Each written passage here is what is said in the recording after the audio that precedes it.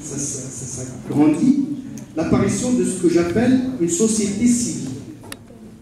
Une société heureuse, etc. Mais les jeunes, eux, ils ont l'impression qu'ils sont plus pauvres. Ils ne supportent pas le chômage. Pourquoi? Mais parce qu'ils décrédibilisent le monde politique, ils sont travaillés par la société religieuse, ils admirent la société civile, ils n'adhèrent pas, et aussi, je termine par là.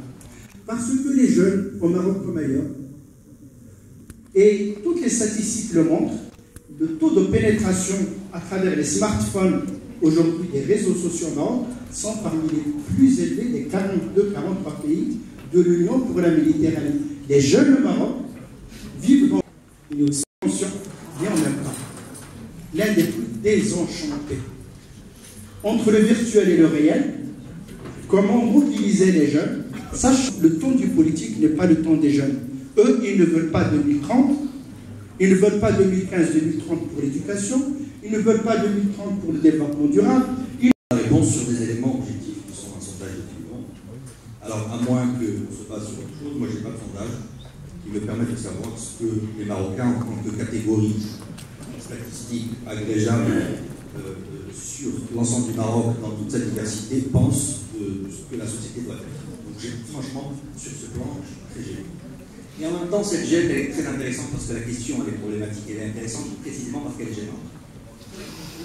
Si on met de côté cet aspect, elle est intéressante parce que les organisateurs, vous l'aurez tous bien remarqué, ont tout de même invité sur ce plateau des gens très intéressants, aussi bien les uns que les autres, mais ont tout de même évité d'inviter ceux qui sont. Et qu'on n'a pas invité ces gens-là. Et c'est en cela déjà une réponse à la problématique que nous vivons aujourd'hui. Pourquoi n'a-t-on pas jugé utile, pertinent, d'inviter ces gens-là pour parler? Alors, deux choses. Ou bien au Parlement, ce qui n'est pas faux, puisqu'on peut considérer que sur les 15-20 dernières années, il y a au Maroc aujourd'hui des voies plurielles de représentation politique qui existent et qui ne passent pas forcément par le Parlement. Donc le Parlement n'est plus. Ou pas, est-ce que je dois émigrer ou pas, est-ce que je dois croire ou pas. Donc ça ne veut pas dire que je leur donne la solution, non, je serai un gourou, mais je les aide à trouver. C'est-à-dire qu'il en va de leur désir. Donc cette question appelle une question. C'est-à-dire parce que nous sommes dans un moment où toutes les questions dans nos sociétés sont débattues. La famille, quelle famille traditionnelle, moderne?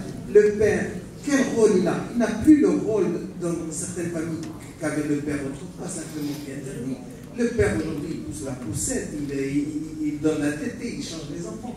Donc, quelle langue, vous voyez, quelle langue? Donc, il y a un tas de choses. Toutes les questions sont posées dans qu'est-ce qu'on veut. Et je pense que c'est un moment en même temps inquiétant mais extraordinaire. On entend souvent des gens dire, parce que face à l'incertitude, il y a beaucoup de gens qui disent c'était mieux avant. Moi, je ne crois pas que c'était mieux avant. Parce que ça veut dire quoi, c'était mieux avant? Ils disent ça parce que l'avant, le passé est connu. Et le futur n'est pas connu. Donc, c'est cette incertitude, mais en même temps, c'est de cette incertitude que nous pouvons créer, réinventer. Donc, je crois qu'une des réponses à cette question, c'est quand même de permettre la créativité, la passion, l'enchantement. Donc, voilà. Mais il faut accepter. Chose, d'une part, que ni les enfants ni les jeunes ne veulent l'entendre. Je veux dire, peut-être c'est normal, on est en transition, mais en même temps, c'est lourd. L'autre point qui a été dit, c'est on a parlé beaucoup de réseaux sociaux, on a parlé beaucoup de virtuel. Mais les réseaux sociaux de par le monde, hein, c'est devenu un mode de communication. Et les enfants et les jeunes utilisent de plus en plus. Parce que, c'est le seul espace maintenant où ils peuvent communiquer. Et deuxième point, si les violences, vous avez vu, les réactions violentes l'ont été surtout après les sanctions contre les jeunes du Hirak et aussi l'emprisonnement des jeunes après ce qui s'est passé à Genève. Donc il ne faut pas l'oublier. Il y a une réaction aussi. Un jeune ne comprend pas cette dichotomie. En même temps, après les événements de l'ECIMA, on sanctionne un stock de ministres, un stock dans... Donc on leur donne raison, on reconnaît leurs revendications, et à un moment on a des sanctions lourdes. Ces façons contradictoires d'agir sont très mal comprises et appréhendées. Et donc, du coup, on a de plus en plus de au niveau des réseaux sociaux. Je vais revenir sur le point aussi qui a été dit sur social, c'est vrai que c'est la demande. Mais le problème, c'est qu'on a toujours géré le social comme quelque chose, mais géré à côté. C'est pas possible. Le social n'a jamais été professionnel. Le social, c'est quelque chose qui est articulé avec le politique et l'économique. Le social a toujours été ou Jmaïat Khayriya al-Islamia, ou le Jmaïat, ou le Wizarat, c'est le ministère qui a le plus grand titre et qui a le plus faible budget. Donc il y a quelque chose qui n'est pas clair. Et tant qu'on n'aura pas articulé ça, moi, c'est interpellant.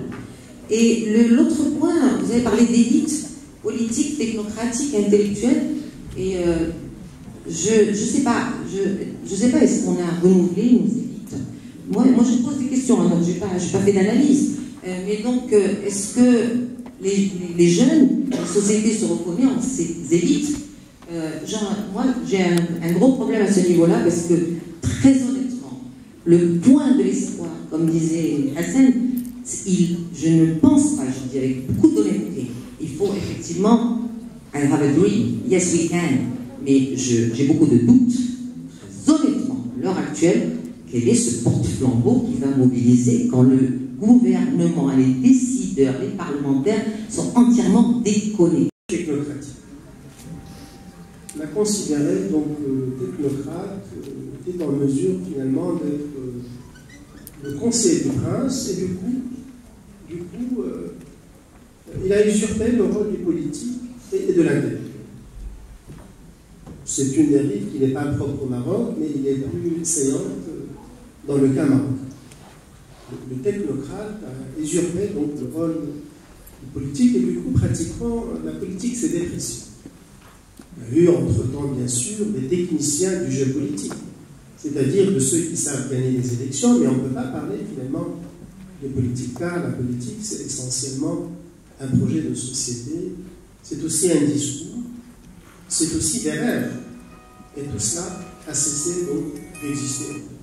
Il y a une dépréciation, et je suis tout à fait d'accord avec Najat quand elle a dit qui pourrait finalement être en mesure de porter la bannière politique. Il y a une vacuité, parce qu'en fin de compte, il y a eu une usurpation donc, du rôle donc, du politique et de l'intellectuel. C'est ce mélange de genres donc, qui a été nuisible finalement à l'action publique. On a tout autant besoin du technocrate que de l'intellectuel et du politique, mais chacun a son rôle. Il ne faut pas que finalement il y ait une mixtion de l'un dans la sphère de l'autre, car quelque part, l'intellectuel et le politique étaient finalement des faire-valoir du technocrate qui a tout simplement pris en charge la chose politique. Je pense qu'il faudra tout simplement revenir à la normale. On ne peut pas finalement mobiliser des gens sans rêve. Ce sont des gens qui parlent. La politique, ce n'est pas le mode contrôle. Les gens qui agissent en coulisses, les acteurs ne sont pas finalement les apparents, etc. Et je pense qu'il faudra tout simplement, il va du devenir du Maroc.